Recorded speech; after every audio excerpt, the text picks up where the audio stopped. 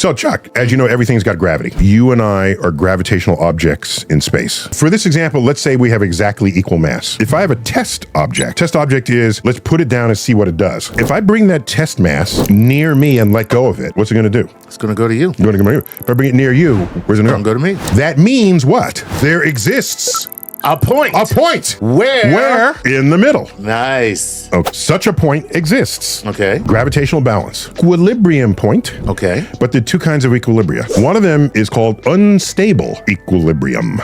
If you're balanced in the middle and I move you 1 millimeter in that direction, you're gonna fall in. Right. 1 millimeter in this direction. And you're gonna fall in. That's correct. Right. That is an unstable equilibrium. It's unstable. Right. If you just shove it in any way, it will not stay there. It's just not correct. It's equivalent to taking a marble and balancing it at the top of a hill. Gotcha. It's right there. Right. But it's the tiniest breeze. Whatever, yeah. It's going one side of the hill or the other side of the hill, but it ain't gonna stay there if it's perturbed in any way. Unstable equilibrium. Unstable equilibrium. Now you ready? Now we have the bottom of a hill. Right. And I place the marble at the bottom of the hill. Oh, it's good. I push it one way. Right. Goes back to the bottom. That's right. Push it the other way. Coming right back to the bottom. Okay. Stable equilibrium. Oh, gotcha. Those are the two kinds of equilibria. Equilibria. Okay. Right. So in this case here, it's an unstable equilibrium. Does it make sense that if I have more mass than you, that balance point is not going to be in the middle? No, but we Where's can it gonna still be? probably find it. You can find it. So if I have more mass than you, where am I going to find further it? away from you. Further away from me. Closer to me. Yes, it will be. Because I'm tugging on it, but I have to tug on it differently. You have less of a tug than I do, so I'm getting closer to you me. for that to balance out. I was going to say my tug is less of a priority. Yes, so you get farther from me, Right. drop my gravity, closer to you, increase your gravity, so that they balance. So at that point, we can find, Okay, right, yeah. exactly. So that balance point between Earth and the moon is much closer to the moon. Right, yeah. Okay? Has to be. To make up for the mass difference between Earth and the moon. By the way, in, was it 1968 or 69, Walter Cronkite, CBS News, news anchor, we had astronauts en route to the moon. So we say. and there's a point when they crossed over this balance point. Right. And this is a known point. And Walter Cronkite announced, the astronauts, as of 12:29 p.m., have left the gravitational pull of the Earth. What? Okay. Cool. Okay. Well, no, not really. Didn't. No. They didn't. Because they're headed where? To the moon. And what does the moon orbit? The Earth. The Earth. So sorry, Walter. Yeah. It's they were still in our gravitational they're still pull. in a gravitational pull, Right. but in a zone where the moon's gravity is greater than Earth's gravity, but Earth's gravity is still there. Just want to make that clear. That's funny. Okay? That's really cool, actually. Yeah, it's a cool little corrective fact. That's, I'll give him a B- for even going there. Right. But he would have gotten higher grades had he explained it a little further. A little bit of an aside. If we were a dumbbell pair, typically they have the same mass on each side. Right. So when you pick it up, you grab it where? In the middle. In the middle. Right. If one side has more mass than the other, where do you pick it up? I pick it up towards the side with the more mass. With the more mass. Exactly. Because you're not reaching for the balance point of gravity. Right. You're reaching for their center of gravity. That's right. Right. And in order to do that, I want to You have to be closer to the heavier side. Correct. Right. And construction workers and anyone who's in the lifting business knows that's where you're going to pick up something. Yeah, because if I were to sit it on like that's where you balance it. Right. That's how I would balance it. Because if I sit it on the lights towards the lighter side, it just it will swing back around. Swing correct. off. Correct. Yeah, that's okay. So the center of mass is a different thing from where the gravitational fields balance. Interesting. Okay. All right. And by the way, that center point for the Earth-Moon system is about 1,000 miles beneath Earth's crust. Earth and the Moon are in orbit around their center of mass. Right. It's not that Earth is sitting there and the Moon goes around it. No. They orbit the center of mass. Right. Exactly. If you are ever turning, a whole other force shows up. Okay. It's called a fictional force, but you can think of it as a real force in your equations. Okay. And it's called centrifugal force. Like centrifuge. Like centrifuge. Right. Okay. So the moon in its orbit feels a centrifugal force. Interesting. If you're on the other side of the moon, you will have gravity towards the moon and gravity towards Earth because they're both lined up. Right. But you will also have the centrifugal force of the rotation of the system, pushing the other way. There is a point where the centrifugal force balances both the Earth and the moon force pulling in. It will balance on the other side of the moon because we are in a rotating system. Very cool. That's another balance point. That's really cool. Okay? Yes. That's another balance No, point. I get it. And you don't even need another body on the other side tugging. Correct. You don't. Correct. The force itself is acting like that body. Correct. That is amazing. Yes. Yeah. Okay? Cool. Go ahead. Yes. So now, if that exists on the other side of the moon, chances are it's going to exist on the other side of the Earth as well. Whoa. Okay? Right. Because the Earth is part of that same It's part of the same phenomenon. rotating system. Right. Now Yeah. I got 3 points. That's pretty cool. I got one between us. Right. One on the other side. One on- centrifugally Right. established. Right. And one on this side of the Earth. Created the same way. The same way. Okay? Awesome. I know.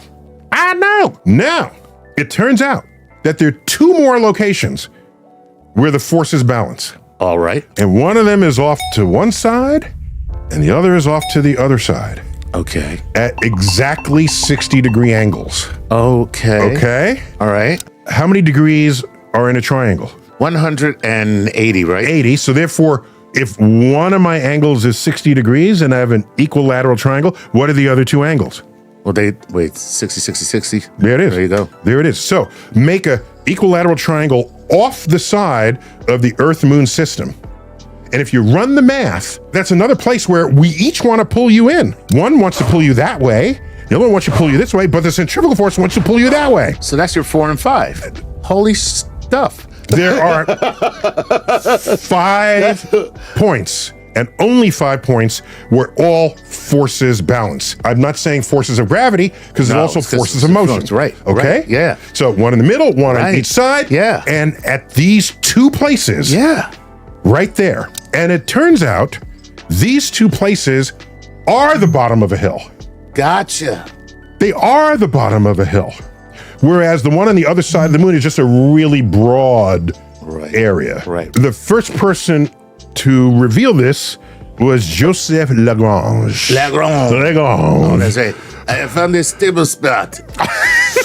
5 of them. Joseph Lagrange, Lagrange. who was the next towering genius, taking Newton's laws of motion and gravity to the next level. And took his laws of motion, the centrifugal forces, yes. and the laws of gravity. And so now they're called the points of Lagrange. The points of Lagrange. It is like a lookout point you go to make out. Here's what's interesting, Right. okay? What today is known as the National Space Society Okay. used to be called the L5 Society, Oh, cool.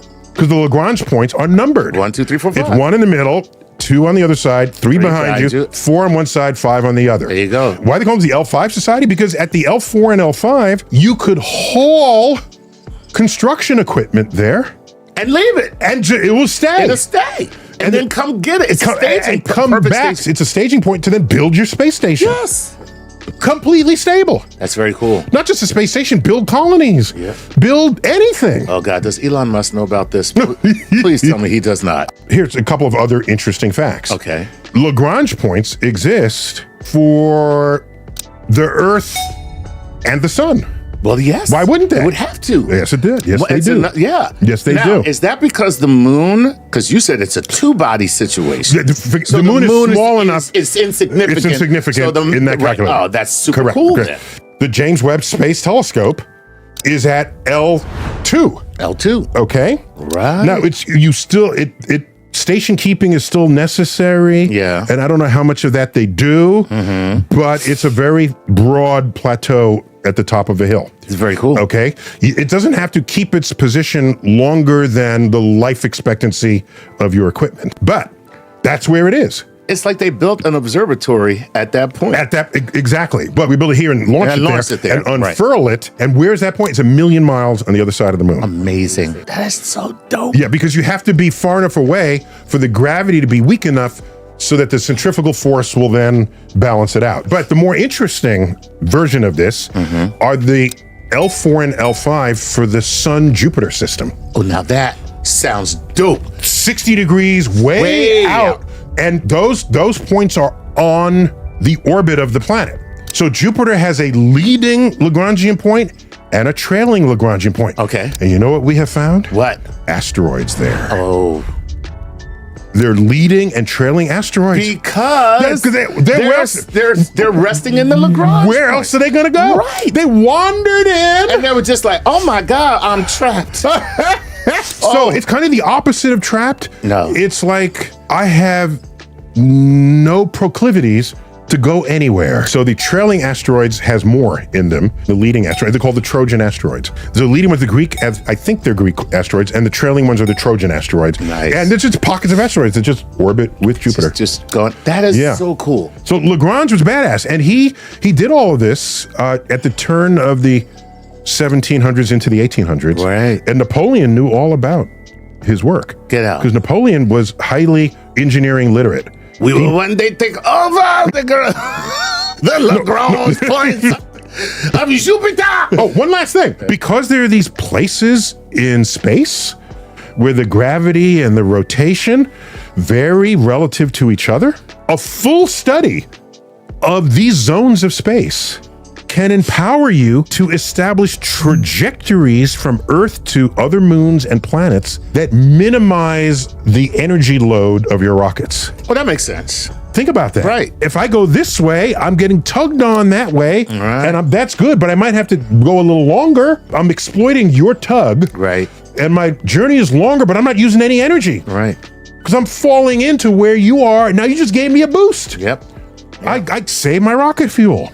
So there are these pathways through the solar system, through any system of orbiting objects, where you can minimize your energy at the expense of the duration of time it takes to get Right. there. It's going to take longer. It'll take longer. We'll call that the cosmic scenic route. The scenic route, exactly. Yeah. And so you might put cargo ships, Right. which require a lot of energy to accelerate. You put cargo ships on the long route and send people on the short route. That might be how you would do this in the future of civilization. Nice. Yeah. And there's a friend and colleague of mine. His name is Ed Belbruno. Ed Belbruno. He's all into these kind of orbits. He wrote a book called Fly Me to the Moon. Oh, okay. You know why I know about that book? No. Because I wrote the foreword. That's a good reason to That's know a good. And so he's exploiting and exploring these pathways of minimum energy so that the future of space exploration is not going to be about, how big your fuel tank is. It's how clever are you in your trajectories through space and time. Nice. This has been another installment of Star Talk Explainers. Until next time, keep looking up.